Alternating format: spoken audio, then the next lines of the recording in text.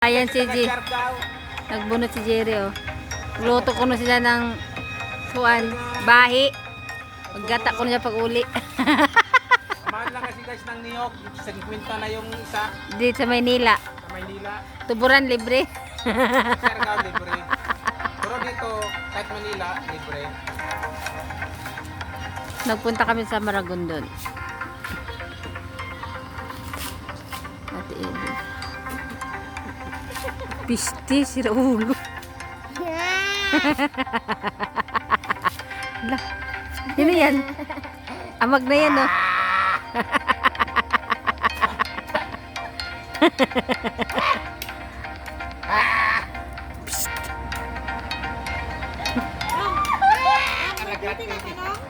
Meron yan mamaya. Na-upload kagabi. Guys, matik.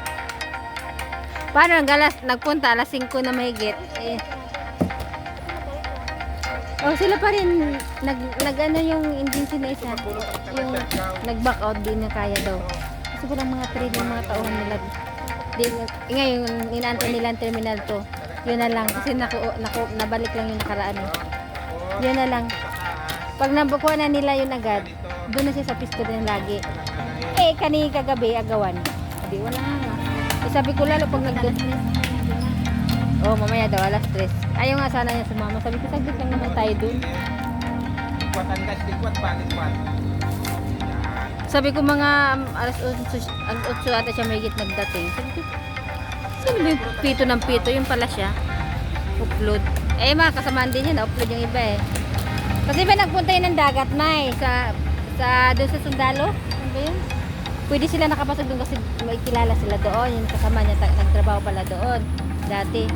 Kapasok niya, puro katangguwapa. Katangguwapa. Ano ba yung isda na yun? Yung malalaking mata na... Di ano nga yung mga isda? Nakuha mo kapon isda? Oh, matang baka. Oo, isang baksana ka. So, hindi nalagyan ng yelo. Adi siya pabutod-butod po. Nagdala man siya. Ginamit na mga kasama niya kasi madami nga sila. 20 sila peraso. Hindi ginamit. Pag wala ng yelo, hindi nalagyan. Parang butod-butod. Yun nga, maliit ay butas pa yung box niya. Tapos, di pagdating, sabi ko, hindi na pwede ito maprito mano. Ang ginawa niya, nilahat, dinain niya. Halos wala siyang tulog kahapon. Natapos alas 4 ng napon. Dinain niya. Iniwan muna namin. Saan mo nilagay? Doon sa bahay. Mami, ibidain niya. Bilad niya. Binilad na namin yun kahapon. Medyo tuyo-tuyo na. Tinunlo niya yun sa suka. Na may, tapos mga, kuan, bawang. Dapat binira mo yung anuhan ko, yung net, may net. Diba may Di kasya doon, madami yun. tanga, 4 yun. Wala no. Binilad na lang sa sampayan sa taas. Doon namin binilad, di ko nino sa baba kasi po alam mo sa baba ang daming pusa, di ba? Sa sampayan, naglatag ako ng lawanit na manipis. Ayun, doon ko nina na lahat.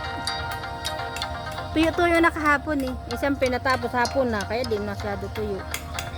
Ang bango nga pag dumadaan. Ang bango. Yan, tag-eja ng mansyon diri sa Maragondon. PC nagluto. Ang cute niya. Para mo yung mga bayabas na malalaki. Yun lang.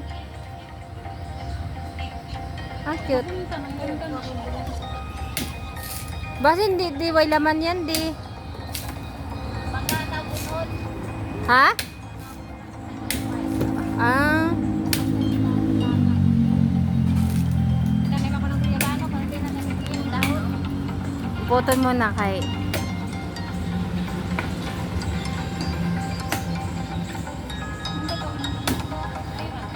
Tanim daw siya ng gayabano. Lagyan daw niya ng bunot.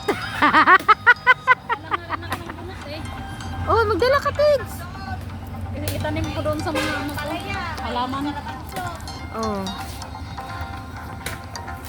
Para pag nag-harvest, parang libin na palengke. Di, dandan. Putol na. Thank you for watching. Um, Bye.